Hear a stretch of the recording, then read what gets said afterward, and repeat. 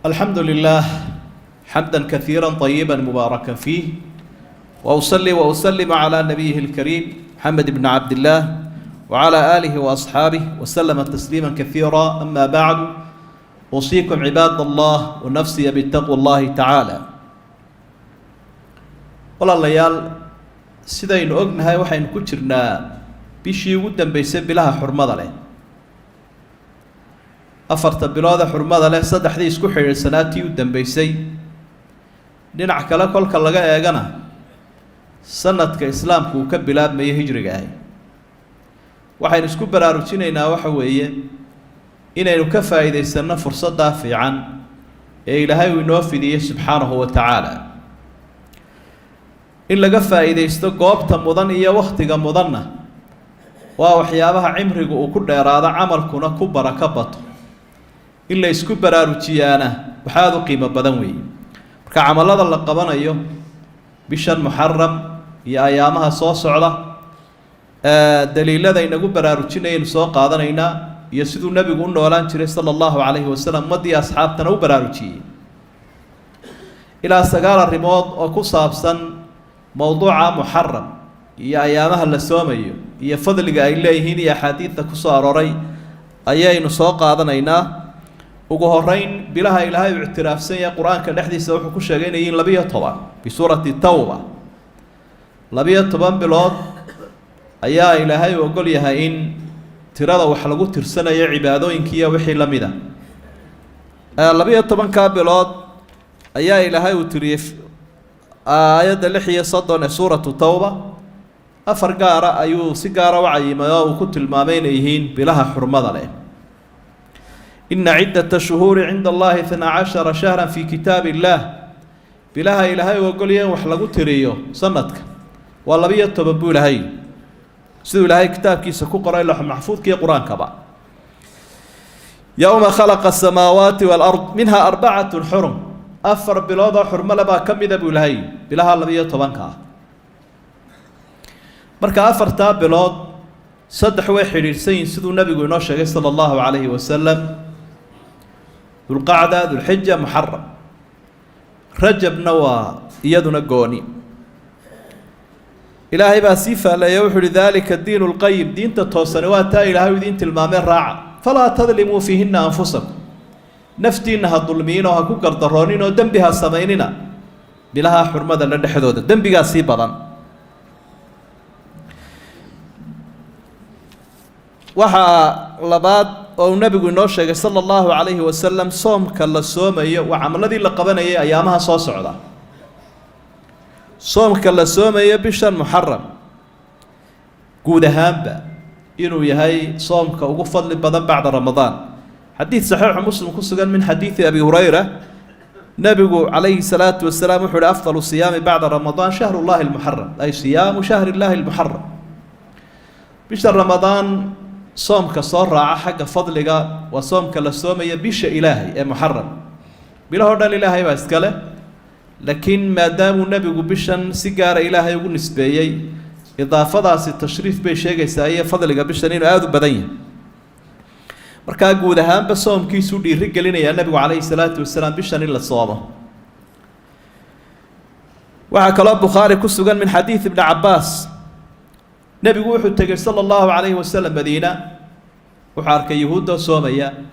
uu su'aalo wuxuu yidhi: maalinkan aad soomaysaan muxuu ahaa? waxay yidhaahdeen: waa maalinkii Ilaahay uu nabadgeliyey nebi muuse iyo reer banu Israa'iil, fircoon ka badbaadiyey ee fircoonna uu halaagay. sidaa daraaddeed baanu u soonnay annagoo weynaynayna. rasuulku sallallahu alayhi wasallam wuxuu yidhi: dee anaaba nebi muuse idinka xigo, dee ambiyadii Ilaahay baanu isku nahay iyo islaamkii, ila iyagu waa gaaloobeen reer banu Israa'iil. markaasuu nabigu soomay, ummaddii asxaabtana wuxuu faray inay soomaan. soomka la soomayo cashuuraa, culammadu waxay tilmaamaan berigii hore inuu waajib ahaa. amarkaa uu nabigu bixiyey sala allahu calayhi wasalam intii aan ramadaan la waajibinin.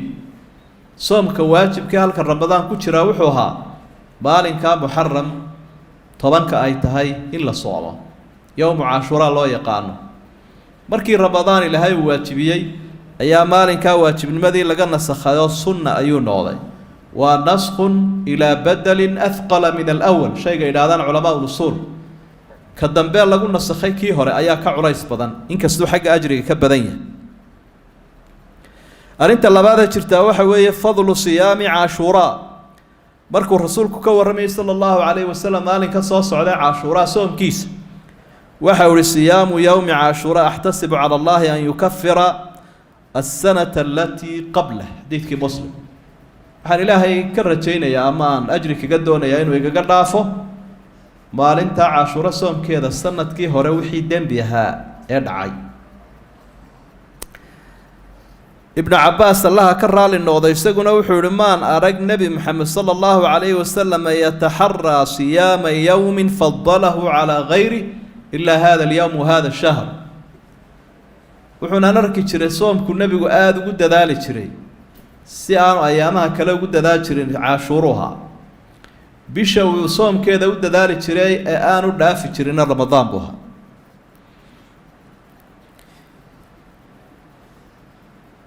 waxaa kaloo iyaduna nabiga ka sugan sala allahu calayhi wasalam oo qodobka saddexaad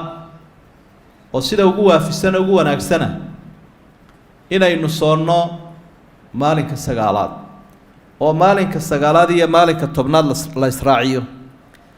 ibnu cabbaas waxa uu soo warinayaa xadiid saxiixa muslim ku sugan oo nebigu sala allahu calayhi wasalam markii uu amar ku bixiyey ee uu yihi hala soomo maalinkaa tobnaad ayaa asxaabtu ay ku yidhaahdeen yuhuuddaa sooma markaa rasuulku sala allahu yuhuudda iyo waxa weyneeyey bay dhaha nasaarada labadaa qolaa weyneeya markaa wuxu uhi insha allahu markuu sanadka soo socda ay yimaado sumna taasic waxaynu ku dari doonaa ka sagaalaad baynu soomi siday culimmadu u fasireen waxa weeye ka sagaalaadna waynu soomi kii hore aynu soomi jirnay cashuurana waynu ku dari laakiin maaha ka sagaalaad baynu soomiyo ka tobnaad baynu iska dayn sida culamada qaar u fasireen qayb baa waxay u fasireen mar hadduu nebigu yihi sanadka soo socda ka sagaalaad baynu soomi kaasunbaa lagu gaabsanayaa wey laakiin tafsiirkay culimmadu u badan yihiina nusuustana lagu jamcinaya waxa weeye sagaalaad iyo tobnaad baynu isku dari xigmadda markaa loo soomayo kaas sagaalaad waa saddex arrimood sida xadiidkan ka muuqanaysa waa khilaafan lilyahuud in yuhuudda la khilaafo iyo in la isku xidhiidhiyo maalinka tobnaad iyo maalin kale ku lamaan sidii loo yidhi markaad jumcaha soomtaba maalin ka horeeya ama maalin ka dambeeya raaci iyo alixtiyaad fii siyaami yowmi cashuuraa iyo iyadoo loo dadaalayo maalinkan tobnaad soomkiisa oo haddii aada la seegto sagaalkii inuu kugu dhaco markaa isagoo uu ku waafaqo haddii ay dhacdaba qofka in ama dadka ay ka qarsoonto wakhtiga ay muxaram bilaabantay waxaa sunnaa bay leeyihin culimmadu inuu 3 maalmood la soomo 8aad 9aad 10aad haddii 8aad la soomo 9aad buu kugu beegmi karaa 9aadna 10aad buu kugu beegmi karayaa iyadoo cibaadada loo dadaalayo waxaa nebigu sala allahu calayhi wasalam uu tilmaamay maalinkan tobnaad soomkiisa inuu rajaynayo inuu ilaahay ku dhaafo sanadkii hore dembigiisi dembiga lagu dhaafaya waa kee imaamu nawowi raximahullah waxa uu ku soo aqwaasha culimada markuu ka warramaya waxa uu leeyahy fi lmajmuuc yukafiru sagiira wa yukhafifu lkabiira dembiga yar ilaahay wuu ku dhaafayaa dembiga weynna ilaahay wuu ku fududaynayaa وسير لو كسية دم بجوينين وقال يسوي توبة بوباهية إن الله لو توبة كنا سبحانه وتعالى لكن ربي واقف ضينيا وحمضان إن للصحة قلت كدتك قاركود يفهمين ودتك قاركود بهذه يشير لور وريقول لما رئيسته نصوصته والله جاي أبى ربيتان كود إن نصوصته الضباوضة دتك قاركود بوحي إسكسوا مانون مالين كاس قالada ما طبلان dabeetana waxay idhahdaan kol haddii uu nebigu yihi sanadka dembigiisii baa lagu dhaafaya kaasaaba faralka naga filan fikraddaasina waa mid qaldan sunnayaashu ma geli karaan halkii faralkoo ma buuxin karaan ilaahay soomku ku waajibiyey dadka soomka nadarka soomka kafaarada iyo soomka ramadaan sunno buuxin kara halkiisoo geli karaa ma jiro ee faralka sidiisaa loo soomayaa qofka lagama daynaya marnaba kari karaya sunnihiina waa ku daraya waxay culimadu isweydiiyaan haddii uu qofka lagu leeyahay soom qado ah مثلا sida ramadaan oo kale qalaheedii baa lagu leeyahay ama nadarkii iyo kafaara gudkii iyo soomkii faradka ah ma soomi karayaa sagaalka iyo tobanka iyo sunnayaasha kaleba culimmadu aqwaal bay leeyihiin saddex madhab qolo ka midii waxay leeyihiin sida madhabulxanaabila mar haddii qofka lagu leeyahay faral ma soomayaba sunne mana ka ansaxaya bay yidhaaheen sidaa daraaddeed waa inuu xil baxaayo daynta ilaahay baa mudan buu nebigu sala allahu calayhi wasalam daynta ilaahay baa ku habboon in la bixiyo markaa ilaahu dayntaa faradkaa qofku iska bixiyo soomka faradkaa sunna maba soomayo qayb ka midina waxay leeyihiin sida shaaficiyada iyo maalikiyada waa soomi karaa waa se laga wanaagsan yahay inuu sunno soomo isaga oo faralkii lagu leeyahay faralka ha horreysiiyo qolyo kalena waxay leeyihin mee wuu soomi karaa oo soomkani deg deg maaha wuu dib ridi karaa qallihiisa mar layba waxaa habboon oon la isku khilaafsanayn faralka in loo degdegoon la fudaydsanin marka inta aada soomi lahayd sunno horta faralka iska bixi waxaynu intaasii raacin lahayn qodobka sagaalaad sawmu yowmi caashuuraa ama caashuuraaba maalinkaa tobnaada muxaram sidaa ay u aaminsan yihiin ummadda hadyigii nebiga ku toosan sala allahu calayhi wasalam waa sida nusuustaasi sheegtay ayaynu u raacaynaa waana say u dhaqmi jireen saxaabada iyo salafuna saalix dadkii wanaagsanaa waxaa jira ummadaha islaamka sheeganaya qalloocday qaar baa ku xadgudba laba dhinac labadaba qolada shiicada la yidhaahdaa maalinkan caashuuraa waxay ka dhigteen ma'tam maalin la murugoodo la baroorto oo silic iyo darxumo la muujiyo oo adiga arkaya ee ay isbukaasayaan silsilada intay qaataan baa jidhka lala dhacaya madaxana faash baa lala dhacaya dhiig badan baa la iska sii daynaya waxaa la leeyahay dilkii xusein ibnu cali la dilay ayaa loo barooranaya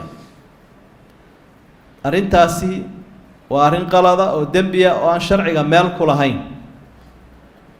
oo intaasoo saddexdii qarniyo wanaagsanaa nebiga calayhi salaatu wasalaam iyo saxaabadu ay hormuudka u ahaayeen wax ka yimi maaha